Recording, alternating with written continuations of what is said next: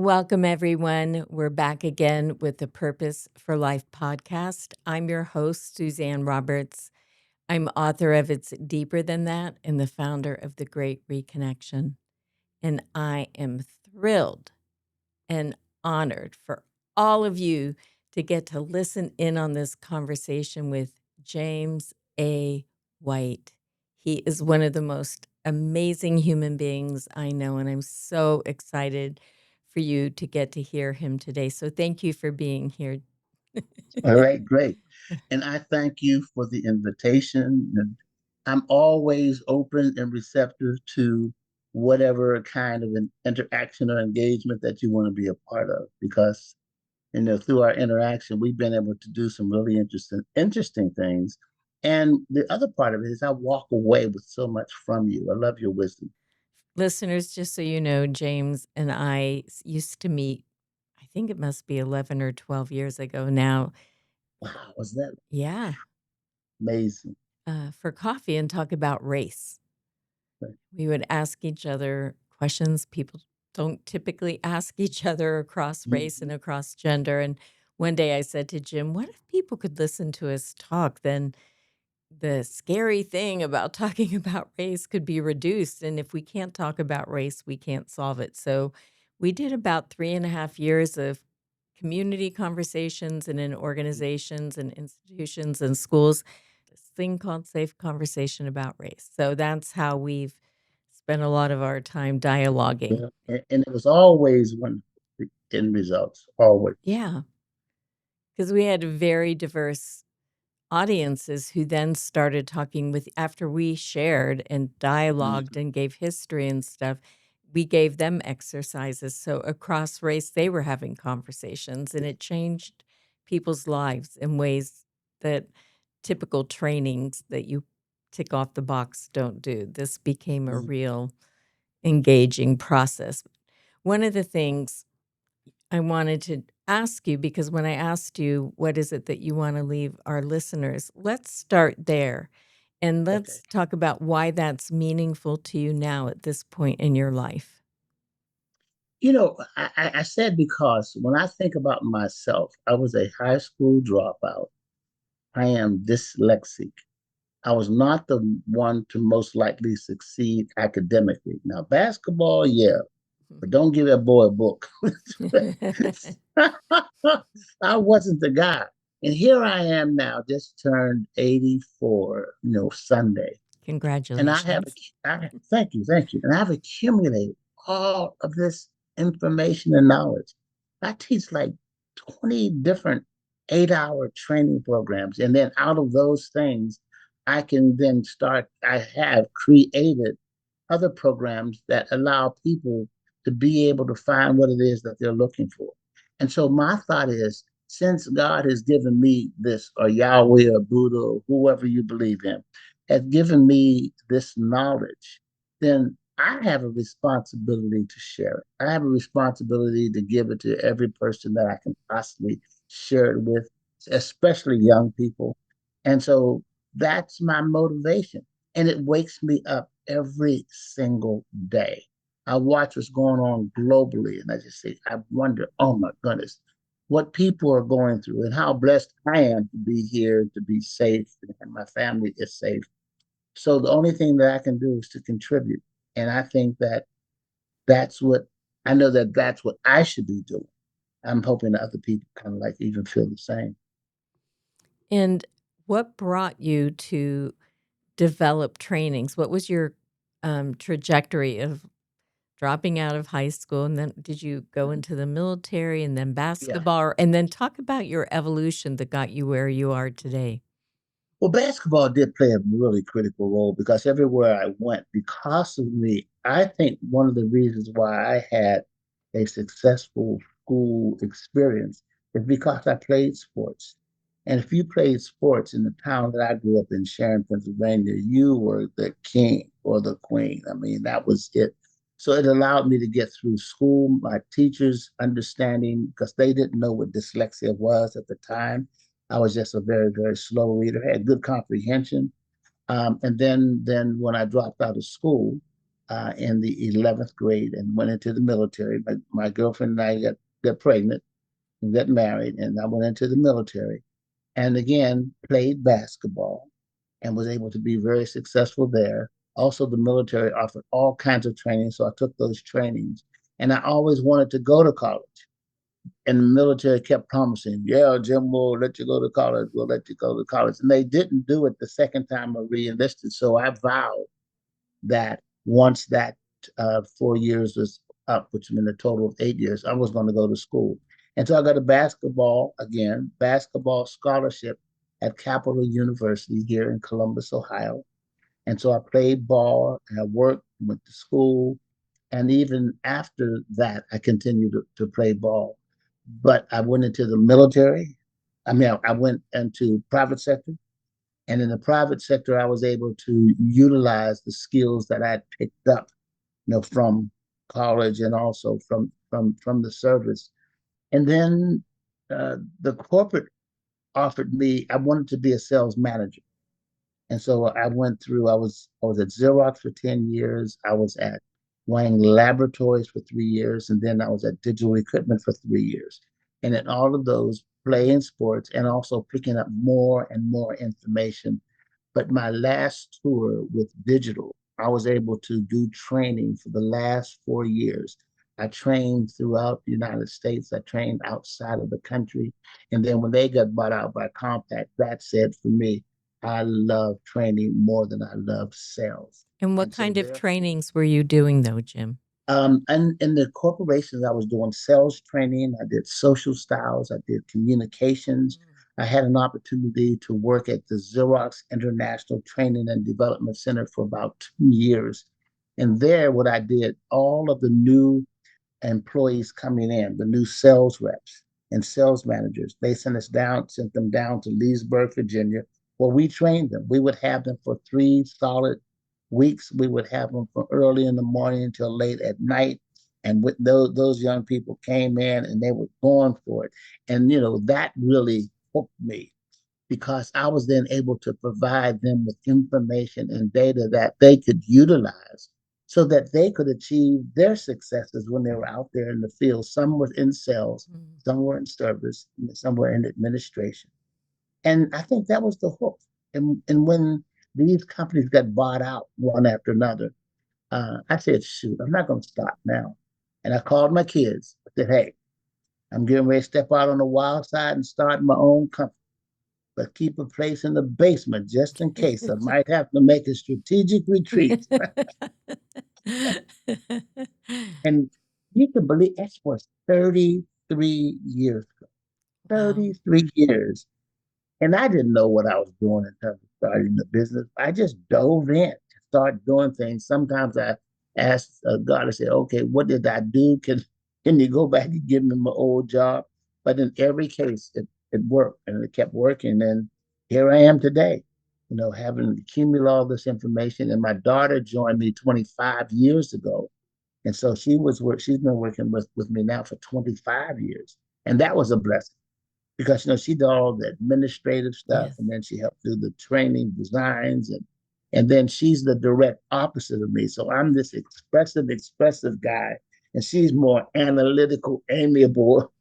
And so we were the direct opposites, but we utilized that as a compliment. And it allowed me to see things more from an analytical perspective. And also, it helped her to understand how to design programs that will allow me to bring my best to whomever I was sharing the data and sharing the information with. And we have been in every kind of place imaginable, from banks, insurance companies. I've been in 50 school districts throughout the United States of America. And when I was in the school districts that I worked with the teachers, I worked with the janitors, the bus drivers, and food service people. Because our thought then was that they're children that need something other than just the academic piece. And between the janitor, between the bus driver, between the food service, people could see what those children need. So sometimes they were able to build a safety net and prevent kids from slipping through the cracks because we were able to approach them in different kind of ways, or I shouldn't say different, in ways that made sense for them. And so those are the things we did there. So that's been it for me. And other thing I would say, I spent about 20 years up until Black Lives Matter training police officers. So I've trained police officers in the academy. I've been out on the road with them, Opata. So good stuff. And that was interesting. That was interesting working with officers. I think one of the reasons why I was able to train police officers is because in the military I was a police officer. No, and Mm. that's another diversity piece. I don't know if I've ever shared this with you. At the time when I went into the military, we didn't know it, but the only three jobs or the private three that they would let African Americans participate in, it was law enforcement, food service, and supply, Oh, wow. regardless of what your other academic capabilities were. Those were the prime. And now every now and then someone to some other areas, but those are the primary. So I didn't know that at the time, but I loved being a police officer. It was good. It was fun. I was young. You know, I was able to connect with people in meaningful kind of ways. And if I had to use little force, I was able to do that respectfully. So, it's been a good ride and I love it. And I love it. And I think I have information and data to share. And for young people, I tell young people when I meet them, if I can do anything for you, if you want any of my information, it's yours, free, no charge. Because that to me is the piece that we as a society should be doing. We should be developing our young people. Because if we develop them, then it's going to minimize all the hassles and the challenges that we're experiencing as a society today. So young people, they are our success. They are the future. And so I want to give as much as I can. One of the things that I think would be important for our listeners to understand from you is what are the trainings that you would want to provide for Mm, these young people? What's the wisdom? Because we can train young people into anything. So, okay. what is specific your calling Right. around training them, and how do you want to see them develop? Well, I think one that I'm going to have several, but one that I would think is so important, and that is one that I designed 37, 38 years ago, and it is empowerment. And I call it empowerment and productivity. What it did, it identified four behavior characteristics that we see people exhibit on jobs and then really in life. Victims, number one. Ain't never my fault. I'm in a state of blame. I'm waiting for somebody to fix me. And if you're waiting for me, if you give me a 20-minute assignment and gone for 40 minutes, when you get back, all I was saying is, I was waiting for you to come back because I didn't know what to do next. And that person will drain an organization and for themselves. People who are victim or have the victim mentality, one of the things that they do, they never have an opportunity to discover self because inside of them there are talents and information, but they weren't in an environment that allowed that to happen. The second piece in that level is a piece of what I call passive. And these are people who have knowledge, skills, talent, everything, and they've developed it, but they will only do exactly what they're told to do. And when they're told to go to the red line, boom, they stop at the red line. Even though I could have gone to the blue line, my boss didn't tell me to do that. Mama didn't tell me. They're always seeking permission. And the danger with that, if I play the game of the buffoon too long, I lose my self confidence. I lose my self respect. I lose those things that allow me to be able to move forward. And they never, ever are able to really achieve the goals that they would set because they're afraid to take a step. They want to be safe all the time. And I don't mean jump out and do crazy things, but sometimes you have to push the boundaries. You have to stretch the boundaries a little bit. And so that would be the number two. The third person in that group, what I call active. And active people are one who finally realize if it is to be, it's up to me. I start to take ownership for myself. I do what I need to do. And companies, they're that go-to person. They're the ones who get things done. You see, I don't know how they do it, but they just get it done. They're always there, and they're an asset to everyone. They are even willing to help the victim and the passive person, but they don't want nonsense. Don't come to me with nonsense. If you really want to move forward, let's do it and let's move forward. And then finally, I have the person that I call highly active or accomplished. And those are Say the that ones who again. Highly active highly active or accomplished.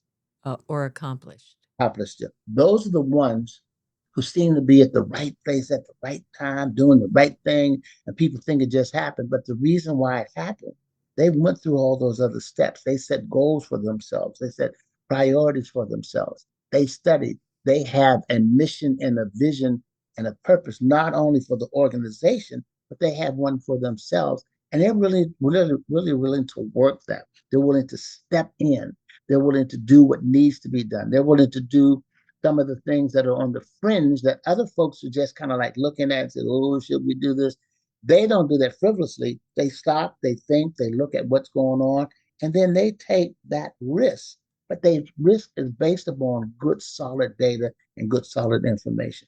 So for me, if young people could just begin to understand where they are in those four levels and don't get stuck as the passive person and the victim person, because I call them a drain. Because what they always do, they're always taking, they're always pulling, they're always asking, but they're never contributing. And for young people to understand that even at their young age, you still have a contribution that you can make. And what you can do as a young person, you can be open and willing to ask people, how do you do this and how do you do that? So that would be probably the fundamental one. The other one that's really hot is emotional intelligence. It's going on everywhere. Daniel Goleman put that together probably 20 some odd years ago. And the reason why I like it, I call that the window into your world because it's a window pane. It's four things. The upper left is self awareness. How aware are you of you? And with that, you not only need to do an introspective piece, but you need to collect information from other people. If you can get feedback or assessments that allow you to have that 360 feet, that allows you to open up and be open to ideas and asking for information about how well did I do this? Could I have done this differently? And watch other people. Watch other people. In that window, the second piece in that window is self-management. Once I understand me, can I manage me?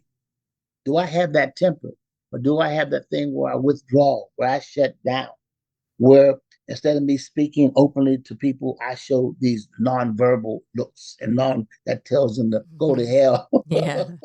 And they think I'm not saying it, but I really am saying it. Like, and then after that, the other part in the window that I think is so powerful, and that is the whole thing around it's around being able to understand people from their perspective. Mm. I look at someone? Can I listen to them and hear what they're saying and say, yeah, that's good. But you're only thinking about it from your view. Can you allow yourself to walk around and put yourself, if at all possible, in their shoes and be able to say, it looks a little bit different here. And acknowledge that and be open and receptive to that whole piece. Then with that, understand the environment that you're in. And then last but not least, you take all of that stuff and bingo, we start working with people, either in leadership or conflict resolution. But and that's why to me, that single program is so extremely beneficial because first of all, it makes you look at yourself. And then if I don't have empathy, if I don't have that, how can I understand other people? Because the world wasn't made just for you. So that emotional intelligence and the definition that I use for it is, do you know how what you say, think, and do impacts other people? And empathy, you need empathy to understand that. Now, the other part of that is this. If I don't get the response from that person that I was looking for, what do I do? I could say, I'm okay, and I don't know what's wrong with them. So I get into a blame game. But that's not the name of the game. It should be I'm okay. They are as equally okay as I am. So maybe it wasn't them. Maybe it was the way I presented the data, the information, the facts to that person. And my emotional intelligence then says, I have other ways that I can share my information with. that individual. I can share it this way, that way. And then if I really run out of it, I still don't want to blame them. I ask them, say, can we talk? What would make sense for you? So it's such a human kind of an approach that we needed. And if people did that with each other, I mean, you get rid of the bickering and the blame, and I'm better. So emotional intelligence is powerful. And then from there, I could go on and on and on. You know me in training, conflict resolution, because you're going to run into conflict. Don't care who you are. How do you resolve conflict? And what we talk about is giving and receiving feedback is a part of the whole piece around conflict resolution. How do I give and receive feedback from people? And also in the conflict piece, we have people to not write down their definition for conflict, but we have them pick out of about 12 or 15 images. It could be images of a storm, it could be images of a boxing match, it could be image of a dance, but all these different images, and we say pick 3 or 4 of those that would really define how you see conflict. And that once you've done it, you would be able to share that with other people so that they will understand you. Or if you're in a conflict situation, you say, okay, let's stop. Let's break this down. Let's see what's really going on. And what I do, I share mine. Mine is that since I was outside a lot with the military, storms. I've seen all kind of storms. I've seen storms that just open up and jump all kind of water on this. I've seen storms that just rumble but don't do anything. So what I know is that if there's a conflict, there's going to be some kind of storm. I also know that because I was out on the flight line. After the storm, the sky opens up because what it has dumped all the trash. It's dumped all, so it opens up. So the storm, and if we work through the storm, we can have a great sunrise. We can have a great opening where we can start to talk. Then I know that you're still going to probably have a problem, so I'm going to build a bridge so that if this comes up again, or better yet, when it comes up again, if I'm on one side of the bridge and you're on the other, I can come over and share with you. You can come over and share with me. We could meet in the middle, blah, blah, blah. And then finally, I tell them the last part for me is something that I love doing, and that's dancing. And I ask people, I said, have you ever danced with somebody that has no rhythm? That's the worst experience in the world. But when you dance with someone that has rhythm and you're moving and you're talking and you're twirling and you're doing, it is just it's pure pleasure. So that that piece there, it is so important because people don't understand why they get into conflict. They don't know what it is. They don't understand that they have a button that when people push that button, boom, this pops up. And that's why it's so important for them to look at those models, and pick how they see conflict. And I tell them later on they can change it. Or if you have a team and you're going to work with someone, how did we want the team to deal with conflict when it surfaces? So that would be another one. So social styles, amiables, drivers, expressives, analyticals. We are all unique. We all have some good stuff. We all have some problems. And in order for amiables to be able to work with analyticals, they need to come to the middle because they drive each other crazy if they stay in their zone. And in order for drivers to work with amiables, no, excuse me, analyticals and expressives class, and then drivers and amiables they class. Whew. So the final one I would say listening skills and the ability to listen to people. Because what we find and what they have found in doing their research, an effective listener can usually draw anywhere from 20 to 40% more information from a person just by the way you listen. Because if you listen in the right way, you're not interrupting. We have excuse me, terminology for all those different kind of things. But if you do that, the person will relax. If they relax, they get comfortable. If they get comfortable, they trust. When they trust, they just start sharing all kinds of data. And sometimes they'll do a discovery. This, oh, boy, I hadn't thought about that before. Yeah, because when he said this, or when she did that, or when I did this, blah blah blah blah blah blah happened. So those would be probably the top ones that I would use. but I have a lot more. Well, it sounds to me, and you can tell me if I'm listening well to you. Okay. First of all, that you see our youth and younger generation as our future, and Absolutely. that what you want for them is to fulfill on their potential, to activate that which is inside of them, Mm, and dream and fulfill the dream. Then you want to give them the skills how to become human mm, through yes. understanding their emotions, to how to manage it, also then how to become aware of another so we're not so self-centered, and Yes. that conflict can be generative, so it doesn't have to be the end of the game. And Right. that if you can find people that you can harmonize with, that so much can get created Mm, together, but you mm. need that's what I'm listening, that's what I'm imagining, and that's what I'm hearing, and that Yeah. it I think that most of us think we're human when we're not being human, Mm, and we need mm. to take the time to Amen. actually become human, right? So Amen. we're going to have to begin to wind down for today, Jim. Oh, I really? know, yeah, the 30 minutes goes fast. We can have you back again, okay? It's just Well, let me throw one more thing in there. yes. Something you mentioned civility. Civility to me is that linchpin that holds that allows humanity to work.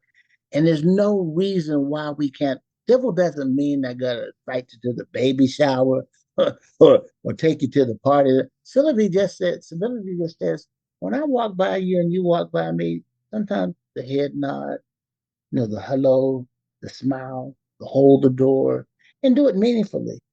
And I, Yeah. I think that is so many things are jumping in my mind.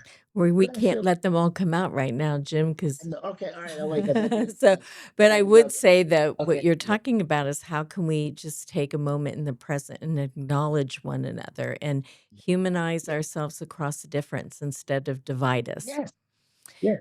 What do you think, because a podcast is called Purpose for Life, what do you think the purpose for life is, Jim? I think the purpose for life is just what I think that it is about giving and sharing. I think the reason why I live, the reason why I'm here, that I need to, take care of self, be the best me that I can possibly be, but not for my personal reason, but so that when I engage someone else, that connection takes place. And then when we engage someone, it helps. And then that to me, that why else is it here? When you look at a plant, plants grow and they give vegetables, but even when the vegetables are they're past their season, they die, they go back into the ground, they nourish the ground to do what? To allow it to happen over and over and over again. There's no other reason for us being here Mm. other than to be able to connect in harmony and respect with each other. And you said the linchpin there, regardless to your makeup. People talk about that. Everyone you come in contact is different. Your brother, sister, your twin is different than you. Yeah, And we need to give them those levels of respect and civility. absolutely. And Jim, how can people get a hold of you? My email is jwhite, the number two, at columbus.rr.com. jwhite2 at columbus.rr.com. And That's what's it. the name of your business? My company is called Performance Consulting Services. Great. Our mission is to assist individuals, groups, and organizations in identifying development tools that will allow them to empower themselves in their pursuit of performance excellence. Nice. That's what we do. Awesome. Jim, thank you as always. I love Yes, being around you. You're just inspiring yes. and great. And I know our listeners are going to be thrilled listening to you here today and inspired to become better human beings because we can all grow. That's it. That's it. And Thank thank you you. for the Absolutely. Thank you all for listening in here today. Once again, this is the Purpose for Life podcast. I'm Suzanne Roberts, your host, author of It's Deeper Than That, and the founder of The Great Reconnection. Subscribe and keep listening. We love having you here. Thank you.